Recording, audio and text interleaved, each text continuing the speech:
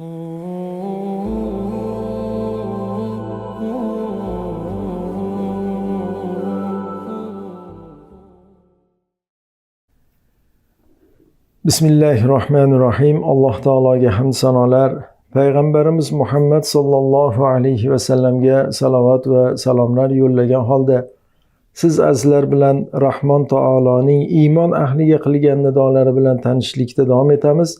Bugun Alloh nasib etsa 83-nido bilan tanishib chiqamiz. Qimmatbaho jannat taklifi va uning bahosi bo'lmish iymon va jihod bayoni haqida.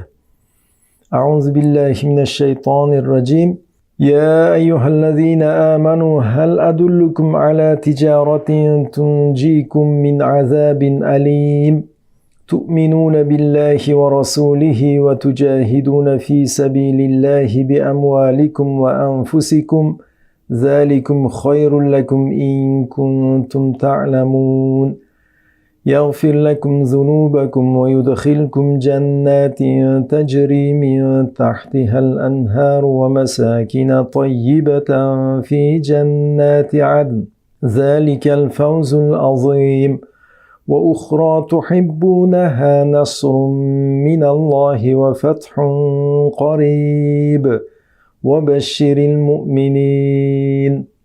Ey iymon keltirganlar, sizlarni alamli azobdan qutqarib qoladigan o'ta foydali tijoratga yo'llab qo'yaymi? Alloh va rasuliga bo'lgan iymoningizda sobit turasiz. Allohning diniga yordam berish uchun mollaringiz va jonlaringiz bilan uning yo'lida jihad qilasiz. Agar foyda zararni bilsangiz, mana shu sizlar uchun dunyo tijoratidan ko'ra yaxshiroqdir. Shunday ekan, bunga amal qiling. Ey mu'minlar, Alloh sizlarga buyurgan shu ishni qilsangiz, Alloh gunohlaringizni kechiradi. Sizlarni daraxtlari va qasrlari ostidan anhorlar oqib turadigan jannatlarga hamda ulardagi mangu qolinadigan pokiza maskanlarga kiritadi. Mana shu eng katta baxtdir. Ey mu'minlar, sizlar uchun o'zingiz yaxshi ko'radigan yana bir ne'mat bor. U sizlarga keladigan Allohning nusrati va sizlarning qo'lingizda yaqinda amalga oshadigan fathdir. Ey payg'ambar, mu'minlarga dunyoda g'alaba va fath, oxiratda esa jannat xushxabarini bering. Sof surasi 10, 11, 12 va 13-oyatlar. Hurmatli o'quvchi yoki eshitib foydalanuvchi, bu ilohiy nido katta foyda keltiruvchi ulkan tijoratga taklif etmoqda. Unga targ'ib va tashviq qilmoqda. Bu uslub insonlar bir-birini qiziqtirib, mana bu narsaga nima deysiz? Mana bunga ishtiyoqingiz bormi deb aytganiga o'xshaydi. Bu nidodagi so'roqning ma'nosi, ey mu'minlar, sizlarni falon sifatdagi katta tijoratga yo'llab qo'yaymi deganidir. Chunki ular Alloh taologa eng suyukli amal nima ekanini bilganimizda shuni qilgan bo'lardik deyishgan edi. Shunda Alloh taboraka va taolo oyat nozil qildi.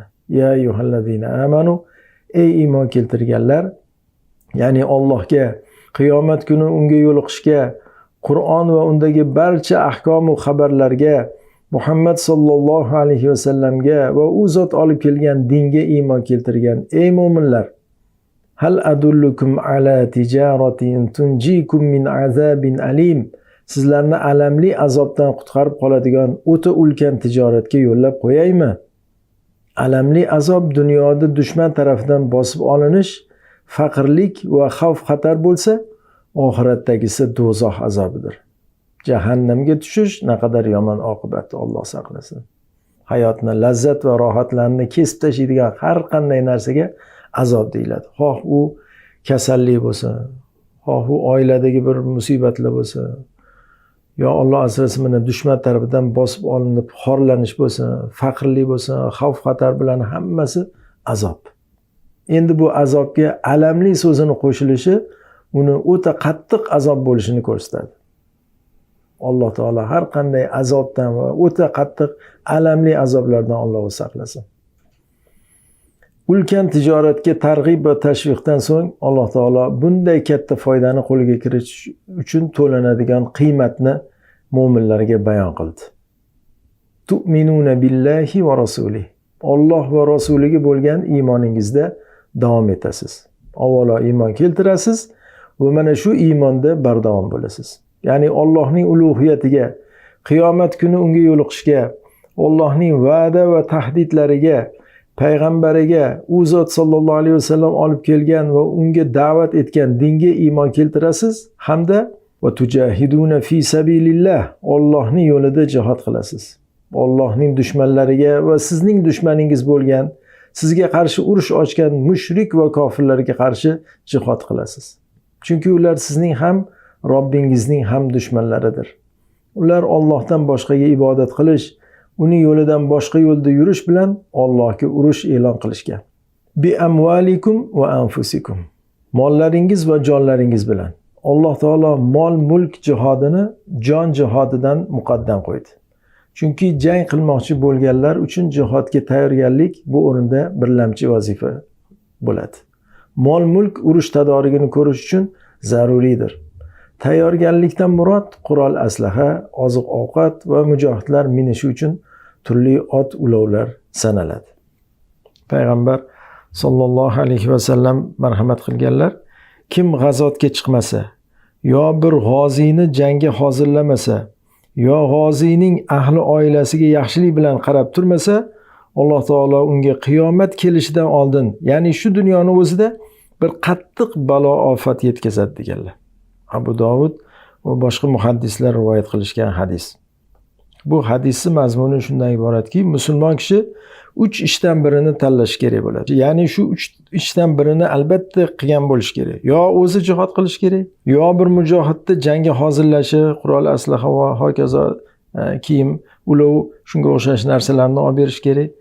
Yo esa mujohidni ahli oilasiga yaxshilik bilan qarab turishi lozim. Xiyonat qilmasdan uni yeyish, ichishi, to'lovlariga qarab turish kerak bo'ladi.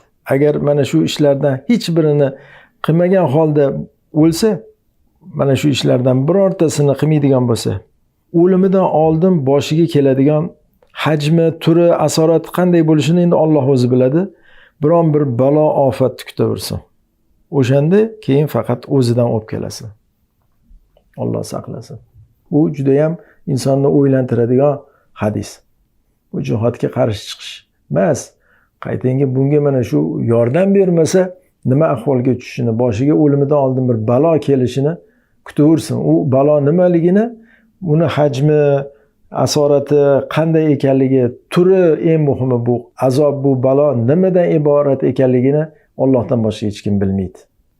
Dushmanga qarshi moliyaviy jihoddan so'ng jon bilan qilinadigan jihodni Alloh taolo keyin zikr qildi. Bi amwalikum va anfusikum. Avval moliyaviy, undan keyin jon bilan qilinadigan jihod. Jon bilan jihod qilish degani bor kuch va imkoniyatni sarflashga aytiladi. Fi sabilillah, Allohning yo'lida mollaringiz va jonlaringiz bilan jihod qilasiz. Allohning yo'lida degan so'zini mol va jondan ham muqaddam qo'ydi. Va tujahiduna fi sabilillahi bi amwalikum va anfusikum. Allohning yo'lida mollaringiz va jonlaringiz bilan jihod qilasiz dedi Alloh taolo. Zero jihod qilishdan maqsad Allohning kalimasini oliy qilish bo'lmas ekan, bu Allohning roziligidan boshqa narsa uchun bo'lgan bo'ladi. Bunday jihod bekor va qoralangandir. Bu mol dunyo to'plash yo bir mansabga erishish yo biron bir boshqa maqsad bo'lmasligi kerak. Faqat Alloh uchun, xolis Allohning kalimasini oliy qilish uchun bo'lish kerak. Alloh taoloning yolg'iz o'ziga ibodat qilinsa, bandalar orasida shariat bilan hukm yuritilsa, mu'minlar boshidan zulm ko'tarilsa, ana shu Allohning kalimasi oliy bo'lish hisoblanadi. Allohning kalimasini oliy qilish deb ko'p aytiladi. Allohning kalimasini oliy qilish. Qachon Allohning kalimasi oliy bo'lar ekan? Demak, Alloh taoloni yolg'iz o'ziga ibodat qilinsa, hech qanaqa butlar, shirk keltiradigan har xil ziyoratgohlar, maqbaralar, qabriston va hokazo hech nima bo'lmadi. Faqat Allohga ibodat qilinadigan, hamma yoq tavhiddan iborat bo'lsa, bandalar orasida shariat bilan hukm yuritilsa, mu'minlar boshidan zulm ko'tarilsa, ana shu Allohning kalimasi oliy bo'lishi mana shu bilan bo'ladi. Zalikum khayrul lakum in kuntum ta'lamun. Mana shu agar foyda zararni bilsangiz, sizlar uchun dunyo tijoratidan ko'ra yaxshiroqdir. Ya'ni bunday foydali tijoratga qadam tashlab kirishingiz undan bo'yin tovlab, uni tashlab qo'yishdan ko'ra siz uchun yaxshidir. Shunda o'zingizni ham, mol-mulkingizni ham omon saqlanib qolishiga intilgan bo'lasiz.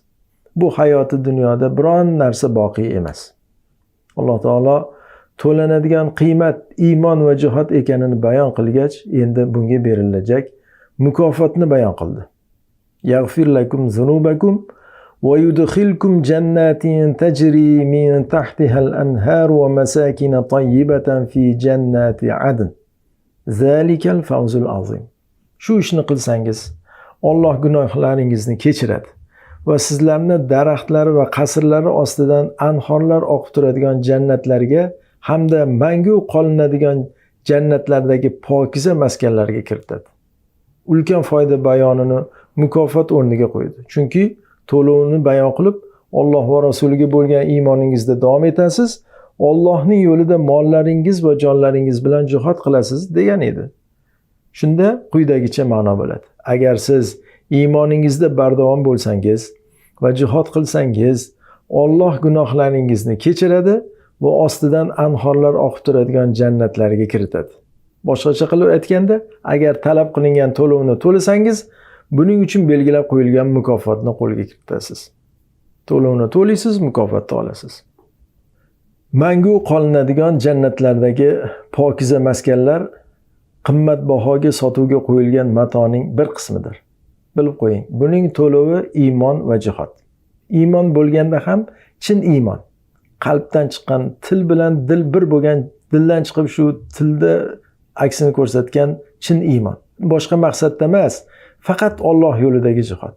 Yuqorida aytganimizdek, mol dunyoga erishish yo bir obro' martaba qozonish, bir odamlar bu nihoyatda qo'rqmas ekan degan nom orttirish emas, yo biron bir mansab martabaga erishish emas, shu dunyo matolaridan biron bir narsani qo'lga kiritish emas, faqat Alloh uchun, Allohning kalimasi oliy bo'lish uchun bo'lgan jihod. Mana shu zalikal fawzul azim. Eng katta baxt shudir. Ya'ni ushbu qimmatbaho matoni mazkur to'lov evaziga qo'lga kiritish katta baxt. Hech bir foyda unga teng kela olmaydigan bu foyda do'zaxdan qutulish, Rahmon taoloning roziligini topish va yaxshilar diyori bo'lmish jannatga kirishdir. Musulmon odamning maqsadi bundan boshqa bo'lishi mumkin emas o'zi. Asosiy maqsadimiz shu, Alloh taoloning roziligini qo'lga kiritish. Nima qilsak Alloh rozi bo'ladi bizdan.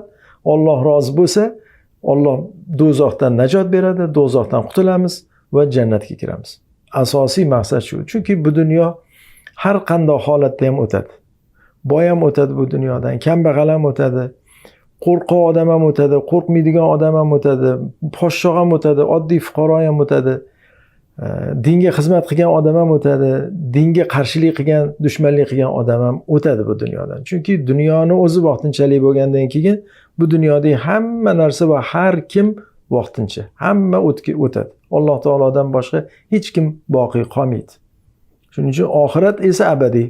Oxirat abadiy. Bu dunyoku o'tadi ketadi. Yaxshimi, yomon holatdami o'tadi ketadi. Oxirat abadiy. Shu aqlli odam o'tkinchi dunyosini obod qilish emas, balki abadiy oxiratini obod qilishni o'ylaydi. Bu oyatda oxiratdagi foydadan tashqari dunyoviy foyda ham borligi aytib o'tilgan. Va ukhra tuhibbunaha nasrun minallohi va fathun qarib va bashiril mu'minin. Ey mu'minlar, sizlar uchun o'zingiz yaxshi ko'radigan yana bir ne'mat bor. U sizlarga keladigan Allohning nusrati va fath. Yaqinda sizning qo'lingizda amalga oshadigan fath. Bu yuqorida zikri o'tgan ulkan foydaga qo'shimcha foyda bo'ladi. Bu foyda dushman ustidan g'olib bo'lish, Makkaning va boshqa ko'pgina poytaxtlarning fath etilishidir. Alloh taolo buncha in'om va ikromni musulmonlarga, mu'minlarga dunyoda g'alaba va fath, oxiratda esa jannat xushxabarini bering deb yakunladi. Va bashiril mu'minin. Mu'minlarga dunyoda g'alaba va fath, oxiratda esa jannat xushxabarini bering dedi. Uning uchun mu'min bo'lish kerak. Shu dunyoda g'alaba va fathga ega bo'lish, oxiratda esa jannat bilan mukofotlanish uchun odam mu'min bo'lish kerak. Ya'ni ey payg'ambar, Alloh va rasuliga hamda biz da'vat etayotgan dinga iymon keltirgan mu'minlarga biz va'da qilgan bu ne'matlar to'liq berilishini aytib ularni xursand qiling. Darhaqiqat bu ne'matlar to'liq qilib berildi. Alloh taolo mo'minlarga dushmanlari ustidan nusratini ato etdi. Makka va boshqa ko'pgina poytaxtlar, xususan Fors va Rum poytaxtlari fath bo'ldi. Alhamdulillah. Lekin men afsus, musulmonlar mana shu Allohning ko'rsatmasiga amal qilmay qo'yganlarida mana shu ko'pgina fath qilingan poytaxtlarni ham qo'ldan boy berishdi. Aziz o'quvchi, yo eshituvchi, yuqorida sizga bayon qilingan va quyida xulosa o'rnida zikr qilinadigan so'zlarni yodda tuting. Birinchi, mol va jon bilan jihad qilishning fazilati va bu hayoti dunyoda qo'lga kiritish mumkin bo'lgan eng katta foyda ekani. Ikkinchi, Alloh taolo mo'minlarga bergan xushxabarning amalga oshgani islomning haq din ekaniga ochiq-oydin dalil hisoblanadi. Agar musulmonlar dinlariga amal qilsalar va Alloh taologa ibodat qilsalar, aqida, ibodat, odob, axloq, qonun qoidalariga to'liq rioya qilsalar, dunyoda xotirjam va farovon hayot kechiradilar. Oxiratda esa najot topib, muvaffaqiyatga erishadilar. Ya'ni do'zaxdan najot topadilar, jannatga erishadilar. Alloh taoloning amrlariga, buyruqlariga itoat etib, Allohning ko'rsatmasidek hayot kechirishni, Qur'onga muvofiq, sunnatga muvofiq hayot kechirishni Alloh taolo bizlarga ham nasib aylasin.